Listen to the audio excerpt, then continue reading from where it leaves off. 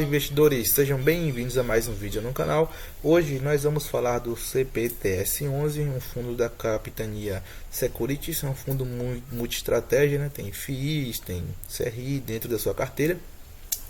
E a gente já começa a ver aqui, né?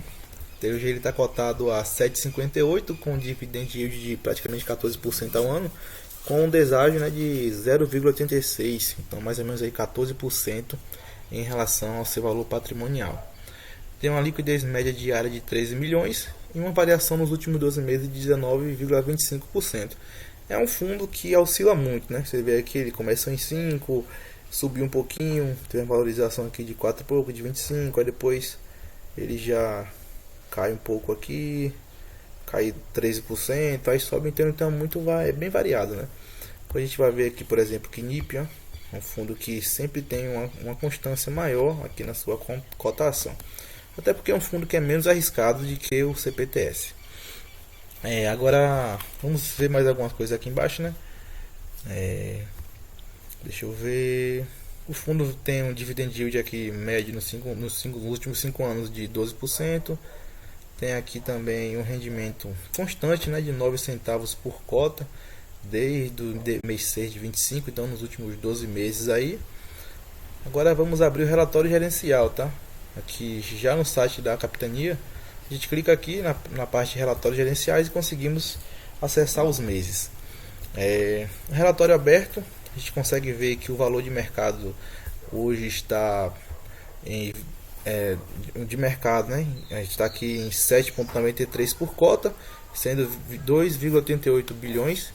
Agora o valor patrimonial mesmo é de 8,85 centavos por cota, né? R$3,22, 3 bilhões e 220 mil. Tem uma taxa líquida ali de PCA mais 10% ao ano, né? Um fundozinho assim que aparentemente teria tudo para crescer, né? Porém ele não cresce porque é um fundo de fundos, assim, é uma estratégia meio complicada da gente analisar e também de crescer, porque tem percas ali, às vezes ganha aqui, perde ali, então a renda fica muito variada. A carteira do FII é composta por 78 fundos imobiliários, que representam cerca de 64% aí dos ativos, sendo que 79% da carteira de FIIs, né, é composta por fundo de tijolos e 24% por fundo de papel. Aqui eles falam do upside que o fundo pode ter caso saia do valor de mercado, né, que eles têm, para o valor patrimonial. Então é uma valorização de aproximadamente 14%, fora o dividend yield on cost, né? Mais para baixo aqui é umas tabelinhas que eles vão fazendo algumas comparações. Aqui um guidance deles, né? Eles ressaltam aqui a banda inferior entre 8 centavos e a banda superior 10 centavos, né? E a média prevista aqui é de 9, que ele vem mantendo. Agora tem uma observação quando a gente fala aqui na DRE, né? A gente vê que a receita do fundo hoje ela caiu bastante em relação ao próprio mês de março e até mesmo em fevereiro, né? Fevereiro é um mês que o CRI ele rende menos e ele tem uma carteira que é de CRI e ainda tem uma carteira de fundo imobiliário de papel, né? 20% da carteira de fundos imobiliários. Então ele já recebe menos em fevereiro e mesmo assim foi maior do que ele recebeu em março. E quando a gente compara aqui com a despesa de fevereiro foi bem menor do que teve em março. Então o fundo já começou a perder receitas. Aí temos aqui que em relação aos CRIs, a gente pode conferir, tá vendo? Os CRIs agora em abril, eles renderam quase 10 milhões, em fevereiro foi 7 milhões, então 3 milhões de diferença. E mesmo assim, mesmo com uma despesa bem menor em fevereiro, ainda o fundo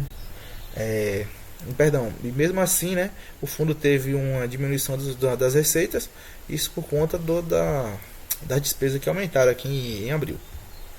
A gente vê, né, que o rendimento de FIIs ele também aumentou, agora que em fevereiro veio alto, não sei, talvez eles tenham aumentado a posição em FIIs aqui, né, vamos ver a questão do caixa, rendimentos dos CRIs, aqui é renda fixa, a gente consegue ver, né, ele queimou aqui bastante renda fixa para chegar aqui em janeiro, então em fevereiro, então alguma coisa teve aqui que aumentou bastante esse rendimento dos FIIs, né, talvez ele tenha feito aí uma venda na parte da carteira, por isso que caiu um pouquinho. Vamos lá, ele realmente aumentou a carteira de FIIs, né? Ele vem aqui, foi o maior rendimento que ele teve, que foi aqui em 2000, que foi 27 milhões em relação a janeiro, foi um acréscimo aí de quase 15 milhões, subiu também em relação a dezembro e tudo. Agora o que eu quero falar bem com vocês é isso aqui, ó.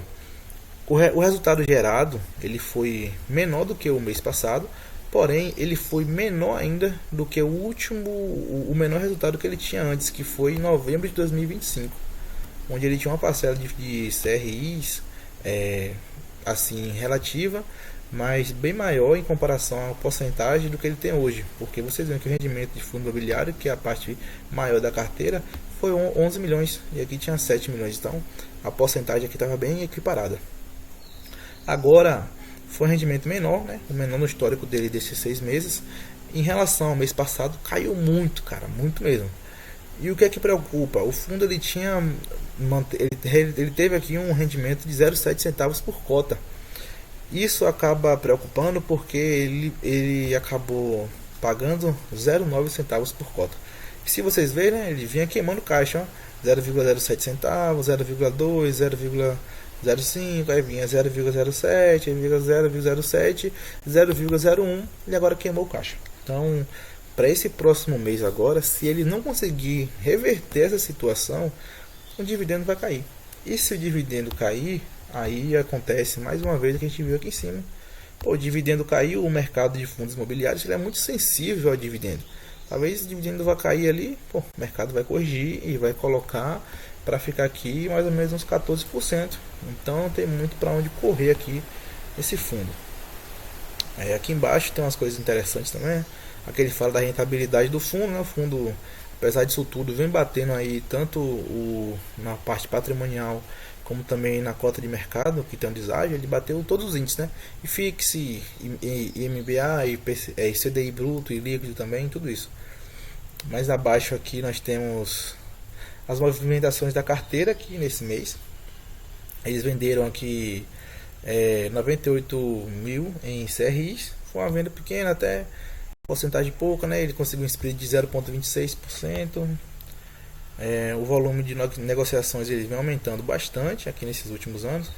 Se a gente pegar praticamente 2019, no pré-pandemia para cá, cresceu praticamente 30 vezes, 40 vezes, né? E aqui chegamos na parte da carteira, né? Nós temos aqui a carteira de CRI com exposição para o segmento de renda urbana, shopping, tem laje corporativa, que eu não gosto muito do setor, e educacional. E tem aqui por indexador, né? Então 100% aqui é CDI. CDI não, perdão, 100% é IPCA. A carteira do fundo, né, de fundos imobiliários, temos aqui 63% de fundos imobiliários, né? Desses 79 são tijolos, 20% são papel. Aí que eles trazem como é que é feita essa distribuição dentro da carteira de FIIs. Como falei, fundo de fundo praticamente, né? Aqui nós temos aqui o resumo por segmento, mais uma vez, mais para baixo que a gente já viu ali em cima. E agora aqui, ó, uma coisa que eu acho muito complicado, né? Vamos lá, na carteira de CRIs, né? Ele tem aqui uma exposição de praticamente 6% aqui no General Shopping e tal. Mas é o seguinte, até aqui tudo bem. Agora quando a gente vai ver, pô, um fundo que tem exposição, um fundo de fundos, né? Ele tem a maioria dos fundos aqui da própria gestora, CPOP, CPUR, CPLG, CPOF, CPSH. Então ele utiliza o fundo de fundo para comprar cotas dos fundos dele. Então é como se fosse um giro assim de patrimônio, só um giro de dinheiro só sai de um lugar para outro. Então eu não gosto muito desses fundos de fundos, porque a maioria fazem isso, pô. Isso não faz sentido para mim.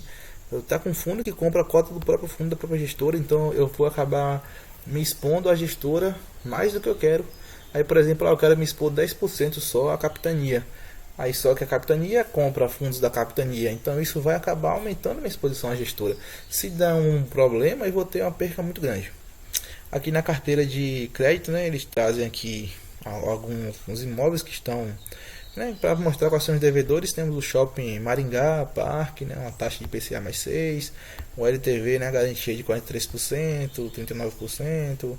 Esse aqui não tem garantia nenhuma, garantia de 60%. Então é um fundo que é um pouco arriscado, sério. Eu não curto muito o CPTS. É um fundo de fundo, praticamente você paga duas vezes a taxa de gestão. Fundos de fundos geralmente tem esse problema, né, de comprar fundos da própria gestora, aumento de exposição de gestora. Isso é uma coisa que não entra na minha cabeça. Mas é isso, né? Esse aqui foi o acompanhamento mensal. A gente vamos ver como é que vai ser aí esse próximo mês, se o fundo vai conseguir reverter essa situação aqui do DRE, né? Que eles já estão sem reserva, para ver como é que vai ser. E se reverter e conseguir gerar um CRIO que a conta vai manter. Senão a conta vai despencar. Isso aí vocês podem anotar. Então, vamos esperar o próximo relatório gerencial. É isso aí, gente. Espero que vocês tenham gostado aí do vídeo. Até a próxima, viu?